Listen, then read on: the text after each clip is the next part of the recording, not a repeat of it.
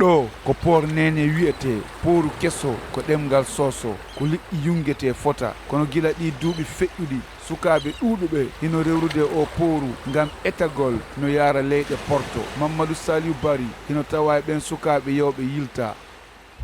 Min kam mi woni ɗo ni mi yehi ɗo ni han men ɓadoyke min yiltama woni goo woni ɗiɗi woni tati tawi tigi tigi on tigi felliti ko arsike mum woni alira on parti ton ko ɗum haɗi on tigi yewtoya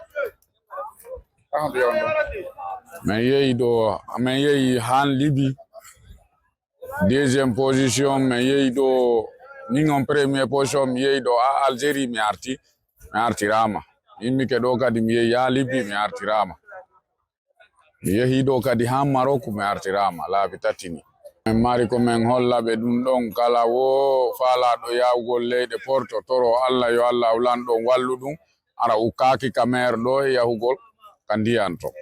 Mariatu Konte hino wulliti wondema sukaɓe maɓɓe ɓen hino tampi wi'i makko ko ɗum woni naɓudeɓe leyɗe porto.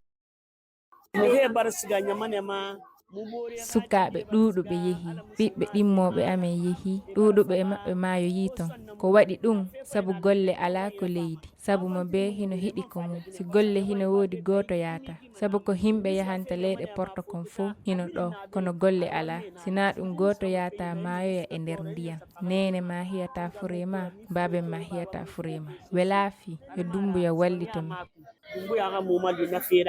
Mohamed Lamine Daffé tawaɗo e hooreɓe yungoɓe liƴƴi e o pooru Kamsar nodditeɗo por nene hino yewta golle maɓɓe. L'année dernière, en 2024, il y a eu beaucoup de tentatives. E nder hitande ujune ɗiɗi e noogay e nayyi woɓɓe eɓɓuno e laana yahoɓe yungugol liƴƴi laana wi'etega yooli ka leydi Sénégal tafi ko gendarmuɓe hertorɓe maayo darnunoka haa ko woni ɗo hooreɓe ɓen hino jogii laana kan ko ɗum waɗi si jooma laaɗe ɗen fokkiti ka maayo yungoygoy liƴƴi ko mamen liña men anda ko woni ton ɗum ko waddugol ɓe e capitaine jo laana kan fi andugol laana kan siko yungugol liƴƴi yahata e siko tungaranke yaagal L'immigration.